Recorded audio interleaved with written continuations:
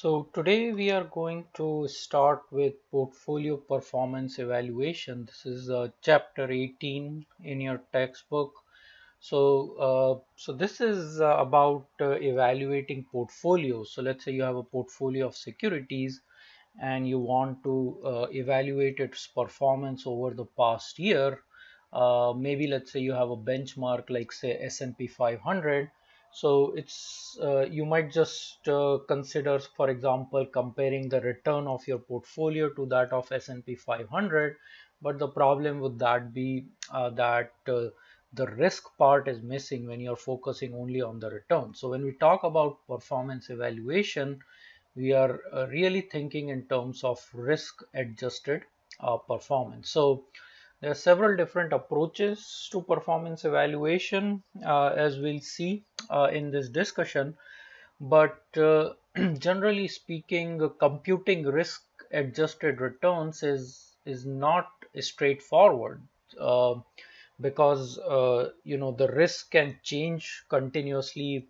As actively managed portfolios, they buy and sell different types of securities. The risk of the resulting portfolio might change, and because of this dynamic nature of active management, uh, controlling for risk and evaluating risk adjusted performance becomes a little bit difficult. So if you think about say beta as a measure of risk, it's measured over a particular period of time, say past 5 years, and then based on past 5 years of data you get like a single number which is the beta of a particular security. But over that time, that 5 year period, there might be several changes in beta. The beta might have gone up or gone down over that period, and that is not captured by that single metric that you get after a 5 year period. Similarly, the risk of the portfolios might change. Sometimes it might be deliberate as well. The portfolio manager might decide to take on extra risk or decide to become more conservative depending upon their forecasts of market conditions, and so the risk is changing continuously, and that is difficult to account for in performance evaluation metrics. So that is one thing that we are going to have to tackle, the how to adjust for that. All right, but this is a difficult, tricky issue, right? So now there are many different ways in which performance evaluation is done. Some approaches are very popular in industry, others are more from academic work, and then they are now used in industry. So we are going to talk about all these different approaches. So what we are really looking at here is risk adjusted performance, as I mentioned before, and that is related to this idea of abnormal return. Abnormal meaning there is some adjustment, or after adjusting for risk is there an extra return, right? So something like that idea of alpha that we had learned about in chapter 7, right? So there are a number of different ways in which we can assess abnormal performance. We can compare with other similar portfolios. We can adjust for market as a benchmark, like S&P 500 as a benchmark, or use like CAPM or other uh, risk return models to adjust for risk, or we can use metrics like Sharpe ratio to adjust for risk. So we are going to look at all of these different approaches to performance evaluation. Okay, now what are the factors that lead to abnormal performance? We kind of have already talked about this earlier. How can you generate alpha, right? That is essentially the question here. You can generate alpha by your security selection skill or industry selection skill, right? If you buy the right securities at right time, then you might be able to outperform your benchmarks, or you might be able to generate positive alpha or abnormal performance by market timing. If you are able to get in and out of the markets at the right time, you might be able to beat the market, right? So that is essentially what active management is about, right? Either you are good at selection, or you're good at market timing, or use a combination of both in order to generate superior returns. Okay, so that is the source of abnormal performance. So our next discussion is going to focus on those various performance evaluation approaches. So this first approach to performance evaluation, it's a very popular approach, and it's also a pretty straightforward approach. This is referred to as the comparison group approach.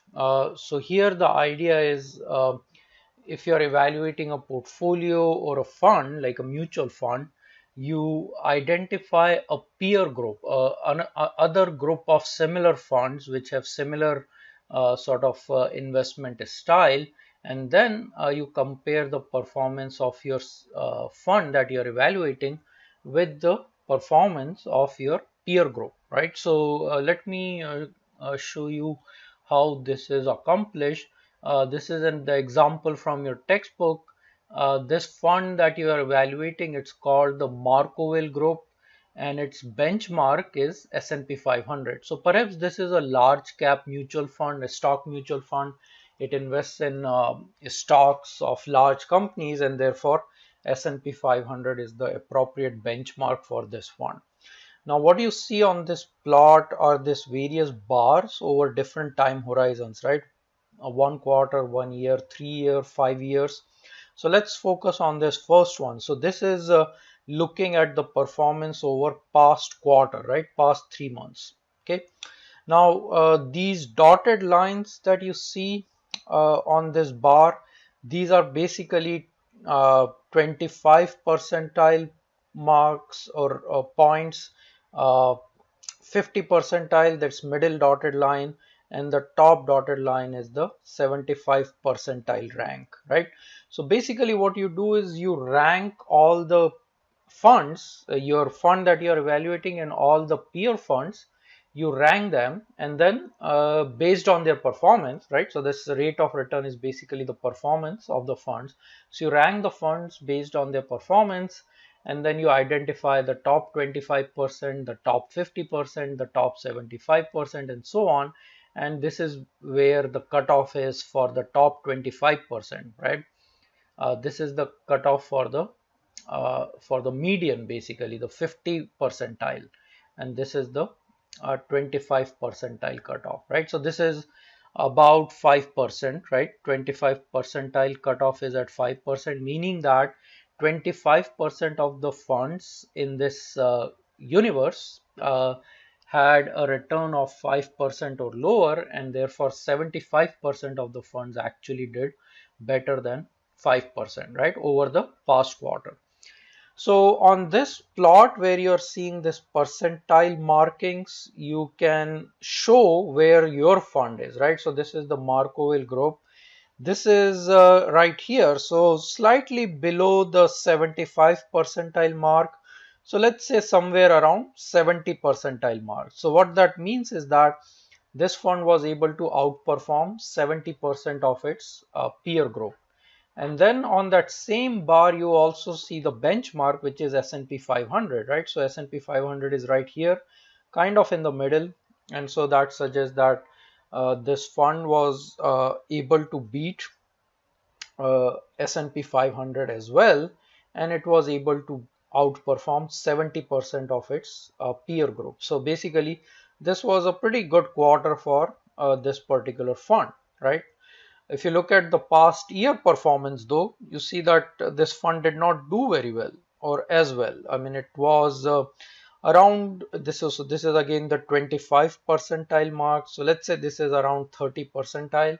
So it did better than only 30% of its peer funds, meaning that it underperformed the other 70%, and it was way below the benchmark performance. As you can see here, S&P 500 is here, the fund is over here. And similarly, you can evaluate the performance over past 3 years, past 5 years. So here the idea is that by selecting similar funds to compare with, you are kind of controlling for risk implicitly. There is no explicit risk measurement here, right? You're saying that if you have a large cap fund and if you're comparing with other large cap funds, all of those funds, they tend to have similar levels of risk, and therefore you can only you can just focus on the returns. You don't need to worry about accounting for risk in any other way, right? So as long as your peer group that you're choosing is carefully chosen so that it is comparable to the selected fund in terms of its risk characteristics, this approach can only can just work with return comparison. Risk is accounted for through a selection of appropriate peer group. So this is a very popular approach in industry, the uh, comparison with the peer group. So other approaches to performance evaluation explicitly account for risk. So as you know from our class, there are two different risk metrics that we have discussed. One is sigma or standard deviation, and the other one is beta, which is the systematic risk measure. So these different performance measures that you see listed here, Sharpe ratio, M2 or M square, Trainer information ratio, Jensen's alpha, some of these are based on sigma as a measure of risk, and some of these are based on beta as a measure of risk. So some use sigma to adjust for risk, and some use a beta to adjust for risk. So it is important to have a basic idea as to when is sigma the appropriate measure of risk and when is beta the appropriate measure of risk, and we'll talk about that later in this discussion. So what I'm going to do is I'm going to go over each one of these performance evaluation metrics one by one. Some of these you're familiar with, like the Sharpe ratio or the idea of alpha.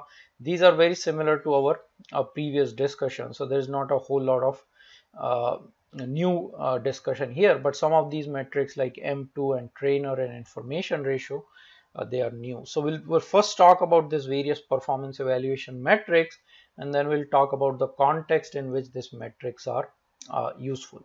Okay, so starting with the Sharpe ratio, you are already familiar with what the Sharpe metric is. Earlier when we talked about Sharpe ratio, I believe that was in chapter 5, we said it's the risk premium divided by sigma, right? ER minus RF over sigma. So there we were thinking about how to use the Sharpe ratio for picking the appropriate portfolio to invest in. Here we are using Sharpe ratio for performance evaluation. So instead of expected return, we have the actual return of the portfolio. From that we subtract the risk-free rate. So portfolio return minus the risk-free rate over sigma, right? So similar idea, you have your excess return on the portfolio. So this is how much the portfolio earn on top of risk-free rate, and then your risk is in the denominator, right? So higher the Sharpe ratio, better is the performance, right? That means that for each percentage of sigma, the fund actually earned a higher excess return, right? So higher Sharpe ratio indicates superior performance. So let's look at a simple example here to see how we can calculate the Sharpe ratio. So average portfolio return is say 12%. All right, so this is over a particular past time period, right? So let's say you're doing the performance evaluation over past 5 years, and then you have the annual return numbers, right? Each of the 5 years, what was the return on the portfolio? You take the average of that over 5 years, and that's the average portfolio return. What's the average risk-free rate over that 5 year period? So let's say that is 4%. And then what is the sigma or standard deviation for your portfolio, right? A standard deviation of portfolio return. So let's say the sigma of your portfolio is 16%, right? So what would be the Sharpe ratio of the portfolio? Well, average portfolio return minus the risk-free rate, right? So that's your numerator divided by sigma. So that's 16%, and so that's 8 over 16, 0.5, right? So the Sharpe ratio would be 0.5 in this case. Now, how do you use the Sharpe ratio? 0.5 is it good or is it bad? How do you make that determination? So again, you can actually compare the Sharpe ratio to other similar funds, right? Or if you have like a benchmark, say S&P 500 or some other benchmark, you can also similarly compute the Sharpe ratio for the benchmark, right? And then you can see whether this portfolio earned has a higher Sharpe ratio than the benchmark or a lower Sharpe ratio than the benchmark, right? So let's say S&P 500 is the benchmark, and you find that for S&P 500, the Sharpe ratio computed in a similar manner is 0.4. So S&P has a 0.4 Sharpe ratio. This portfolio has a 0.5 Sharpe ratio. So your conclusion would be that this portfolio outperformed the benchmark, right? Again, higher Sharpe ratio is desirable. The next one is the M2 or M square measure, which is a variation of Sharpe ratio. Actually, let me first talk about the trainer measure before we talk about M2. So I'll come back to this M2 in a minute, but let's first talk about the trainer measure. Trainer measure is named after Jack Trainer, just like Sharpe measure is named after William Sharpe.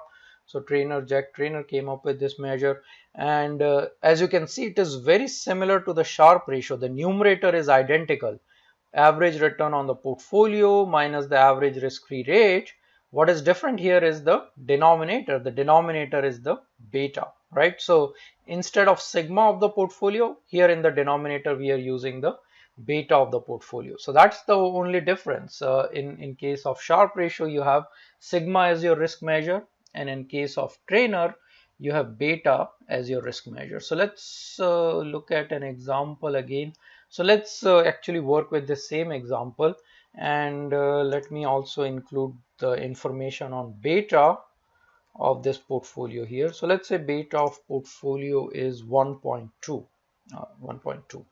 So what would be the trainer measure for this portfolio? Again, the numerator is the same, 12% minus 4%, that is the return on the portfolio minus the risk-free rate, and denominator would be the beta of the portfolio, that is 1.2. So your trainer measure here would be 6.67. All right, so this is the trainer measure, and you use it in the same way as you use the Sharpe ratio.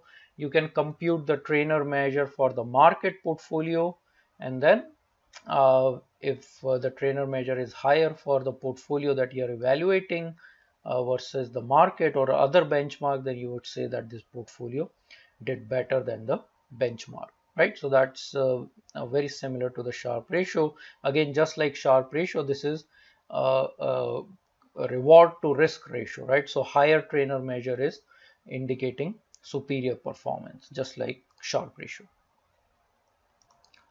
The next performance evaluation metric is information ratio. Again, I've skipped M2. I'll go back to that shortly. Information ratio, right? So here you can see it looks very similar to the Sharpe ratio, right? You have the return on the portfolio. From that, you're subtracting the return on the benchmark. So RB is the average return on the benchmark. So benchmark is basically like S&P 500 for this portfolio here, right? The Markowell Group S&P 500 is the appropriate benchmark to compare the performance with. So that is what we're talking about here when we say benchmark return. So you have the return on the portfolio minus the return on the benchmark. So instead of risk-free rate, you are subtracting the return on the benchmark. So that is the difference in the numerator. And then accordingly, the denominator is also different. Instead of sigma p in the denominator, you have sigma of p minus b. So you take the standard deviation of this return difference. You take the return on the portfolio minus the return on the benchmark. You compute that difference for each time period, and then you take the sigma of that return difference. So that is how information ratio is computed. So in some sense, the benchmark comparison is already built into this metric, right? So again, if you compare with the Sharpe ratio is RP minus RF over sigma P. information ratio is RP minus RB, which is the benchmark return, divided by sigma of return difference, sigma of P minus B. Okay. And then we have another beta based metric, which is the Jensen's measure, also known as the Jensen's alpha. So this is the same idea of alpha that we learned in chapter 7, right? So again, there we talked about alpha in the context of expected returns, right? How to pick an appropriate stock to invest in. You want to identify stocks with positive alphas to invest in. Here we are using the same idea for performance evaluation. So here the idea is what is the appropriate return or fair return based on CAPM, and then compare that to the actual return that is earned by the portfolio. So here in the parenthesis, what you see is CAPM, right? Risk-free rate plus beta times the market risk premium. So based on the beta of that portfolio, CAPM says that this is the return that the portfolio should have earned, right? This is assuming CAPM is a correct model. This would be the fair return based on the beta of that portfolio. And then this RP is the actual return on the portfolio. So this is what the CAPM says should be the return. This is the actual return. If the actual return is more than the fair return, then the portfolio outperform. That would be the case of positive alpha. If the actual return is less than the CAPM return, then alpha would be negative, and then our conclusion would be that the portfolio underperformed. So let's look at an example of this Jensen's alpha calculation. So we can actually use the same setup here. We already have the beta of the portfolio. One thing that is missing here is the market return, right? So let me just add that metric here, average market return, right? So that would be, let's say that's 10%, right? So over that same time period that our portfolio earned a 12% average return, the market had an average return of 10%. So what's the CAPM return? CAPM return is risk-free rate, right? Risk-free rate plus beta times the market risk premium, right? So risk-free rate is 4%, beta is 1.2, average market return is 10% minus the risk-free rate of 4%. Okay, so that would be 11.2%, right? 11.2%. So this is 12 times 6, 7.2 plus 4, 11.2. So based on CAPM, this is the fair return for this portfolio. This portfolio has a beta of 1.2, and it's a fair return based on that risk is 11.2. What's the actual return of this portfolio? It's 12%, right? So it actually did better than the fair return, and the alpha of this portfolio is the difference. So actual portfolio return minus the return that CAPM gives you, that's the abnormal return here, that's the alpha, and this is what we refer to as Jensen's alpha, right? So this is how Jensen's alpha is calculated. Again, positive alpha indicates that the portfolio outperformed, like in this example. Negative alpha indicates that the portfolio underperformed.